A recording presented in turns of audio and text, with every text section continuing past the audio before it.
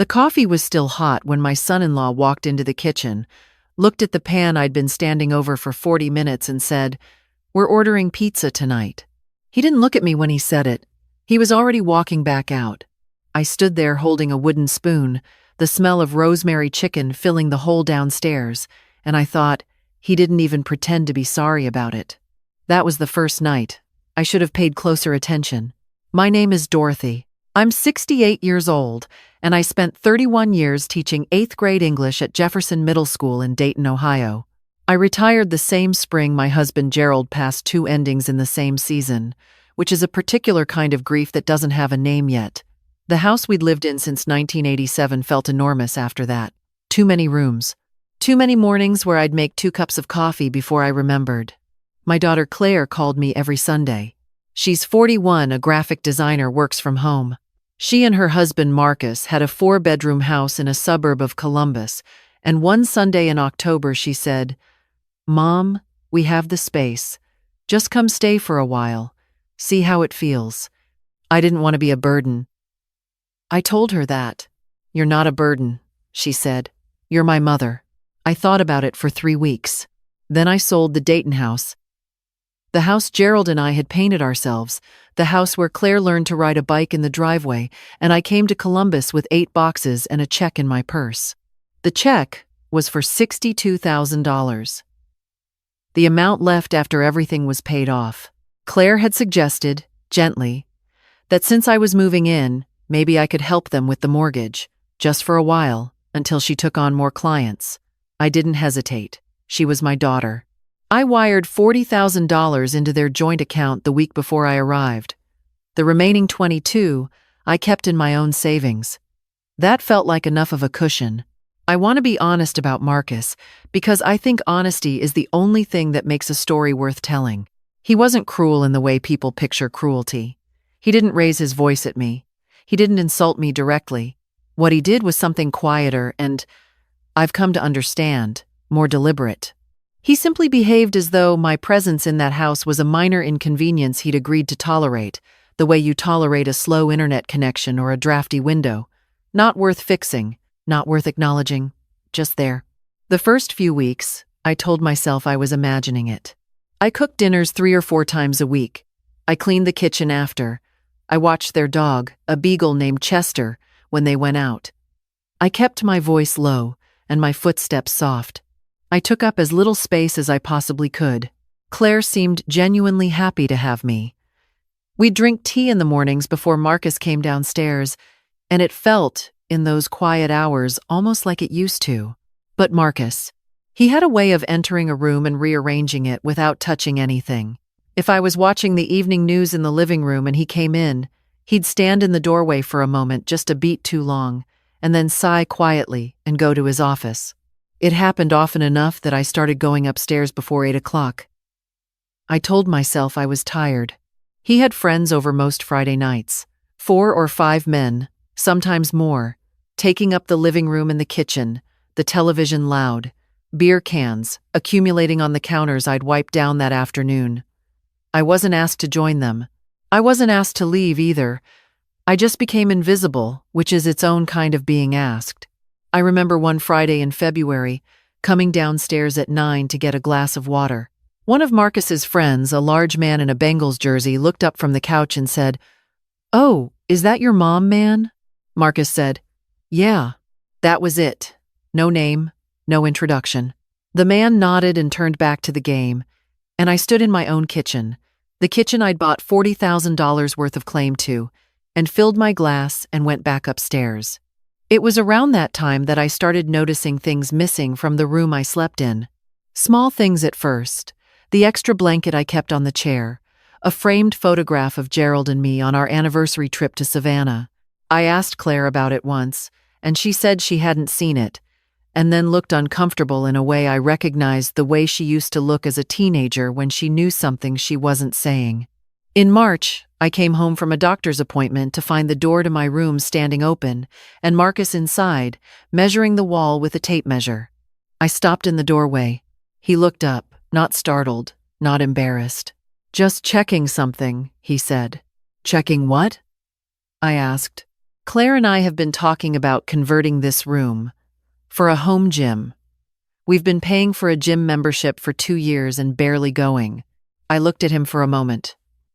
This is my room, I said. There's the pull-out in the office, he said. It's a good mattress. And then he wrote something in his phone and walked past me out into the hallway. I stood in the room for a long time after he left. My clothes were in the closet. My reading glasses were on the nightstand. Gerald's anniversary photo, the one that had gone missing, I found it that afternoon on the shelf in the hallway, turned slightly toward the wall as though by accident. I picked it up and brought it back to my room and closed the door. That night, I lay in the dark and thought about what I'd done. Sold the house in Dayton. Given $40,000 to a joint account I had no access to. Given up the only place I had fully belonged to in 40 years. And in exchange, I had a room in a house where the man of the household was measuring my walls while I was at the doctor. I didn't sleep much. I want to be careful about how I describe what happened next, because I don't want it to sound impulsive. It wasn't. What happened next was the slowest, most deliberate thing I've done in my life. And it started not with anger, but with a question. I called my friend Renee the following morning. Renee. I told her what had happened. All of it. The 40,000. The measuring tape. The missing photograph. The Friday nights. And the pull-out couch. Renee was quiet for a moment. Then she said, Dorothy, did you sign anything when you wired that money? I had. Claire had sent me a simple document. She'd called it a loan agreement. A formality, she'd said, for tax purposes. I'd signed it and sent it back without asking too many questions. Do you still have a copy? Renee asked. I did. It was in the blue folder in my suitcase, which I'd never fully unpacked. Renee told me to find it and read it carefully, and to call her back. She also gave me the name of a family law attorney in Columbus, a woman named Patricia Holt, whom Renee had worked with years ago and trusted entirely. I found the folder. I read the document. The $40,000 was listed as a personal loan, repayable within 5 years, with a signed acknowledgement from both Claire and Marcus. I called Renee back. Good, she said. Now call Patricia. I called Patricia Holt on a Tuesday morning while Marcus was in his office and Claire was on a video call for work. I sat in my car in the driveway and I talked to her for 45 minutes. She asked careful questions.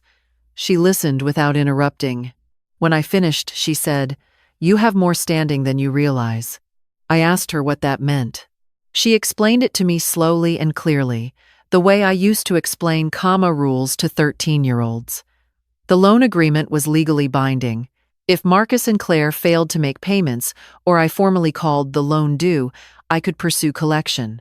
Combined with the circumstances, she said I should document the room displacement, the hostile environment. I had options that most people in my situation didn't know they had.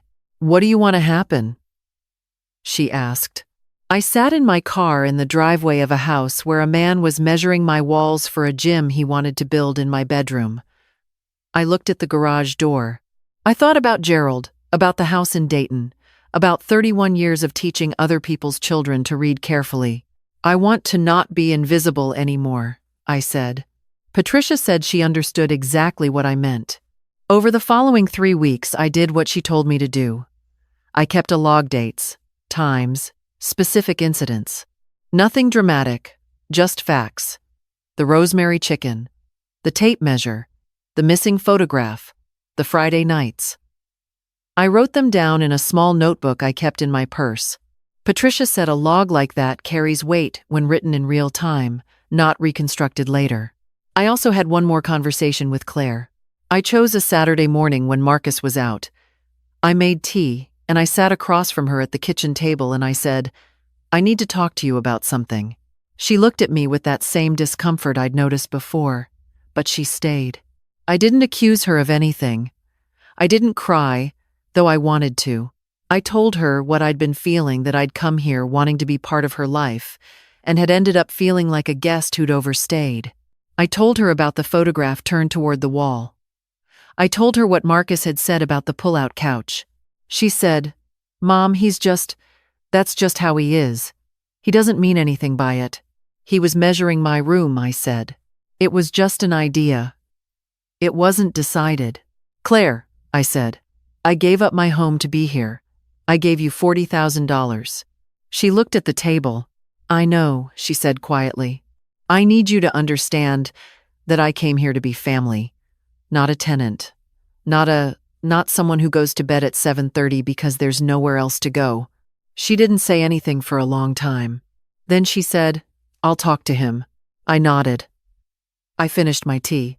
I went upstairs and I sat in my room, and I waited. Marcus did not change. If anything, the following 2 weeks were cooler. He stopped making eye contact at breakfast. Claire became quieter, more careful, the way people become when they're managing 2 separate atmospheres at once. One morning I came downstairs to find my coffee maker, the one I'd brought from Dayton, the good one.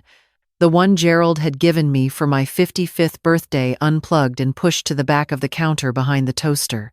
A new machine, a sleek silver one, sat in its place. I plugged my coffee maker back in. I put it where it had been. Marcus came into the kitchen 10 minutes later, looked at it, and didn't say anything, but he didn't move it again. That afternoon I called Patricia Holt. I told her I was ready. She spent 2 weeks preparing the documentation. The loan agreement. My records from the wire transfer. The notebook. A formal letter, written on her letterhead, addressed to both Claire and Marcus, stating that I was calling the loan due in full, per the terms of the agreement, effective 60 days from the date of the letter. She also included, in plain language, a summary of the documentation I had regarding the conditions of my residency, the room displacement, the incidents, the dates. She mailed it on a Thursday. It arrived on a Saturday. I was in the kitchen making eggs when Claire came downstairs with the open envelope in her hand. Her face was a particular kind of pale. Mom, she said. Good morning, I said. What is this? You should read it, I said. Patricia Holt's number is on the letterhead if you have questions. Marcus appeared in the doorway behind her, still in a t-shirt, holding his phone. He looked at the letter in Claire's hand. Then, he looked at me. For the first time since I'd moved in, he looked at me the way you look at a person, not through me, not past me, at me. You're serious, he said. I've been serious, I said. You just weren't paying attention. I finished my eggs. I brought my plate to the table, and I sat down and I ate breakfast in the kitchen of that house, and neither of them said another word to me that morning. I want to tell you what happened after, because this is the part that matters most to me. Marcus called his own attorney. There were some tense weeks. He argued the loan agreement was informal, that it was a gift, not a loan. His attorney disagreed once the documentation was reviewed. The wire transfer record, the signed agreement, Claire's signature alongside his "it" was very clear. They didn't have $62,000. What they had was a house that had appreciated considerably since they bought it, and a mortgage that was now with one significant creditor, calling a debt due suddenly uncomfortable. 3 months after that Saturday morning, Claire called me. I was back in Dayton by then, staying in Renee's guest room while I looked for a small place of my own. He moved out, Claire said. I didn't say anything right away. It wasn't just this, she said.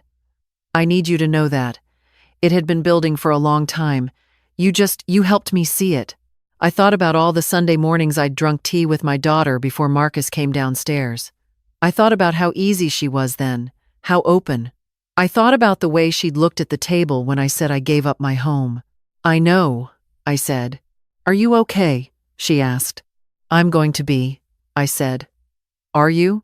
She was quiet for a moment. Yes, she said. I think I finally am. I found a small house in Dayton that November. 2 bedrooms, a yard with a maple tree, close enough to Renee that we can walk to each other's houses. I put Gerald's anniversary photo on the mantle, where it belongs. Claire visits every few weeks now. She stays in the 2nd bedroom. We drink tea in the mornings and we talk for a long time, the way we used to when she was young and the world was just the 2 of us and everything was still ahead. Some people, when I tell them what happened, ask me whether I feel guilty, whether calling that loan due was too much, whether I should have been more patient, more understanding, more willing to let things be. I taught English for 31 years. I know how sentences work. I know that what a sentence says and what a sentence means are sometimes two different things. When I wired that money, when I drove from Dayton to Columbus with 8 boxes and a check in my purse, I wasn't just paying for a room. I was saying, I trust you. I belong here. I am not invisible. What I got back, for a long time, was silence. But here's what I've learned, late in my life, that I wish I'd understood sooner. Silence is not the same as agreement, and patience is not the same as permission. I am 68 years old. I still make good rosemary chicken. I drink my coffee from the machine Gerald gave me. My room is my room, and the next time someone stands in my doorway with a tape measure, they will find me already on the phone with my attorney.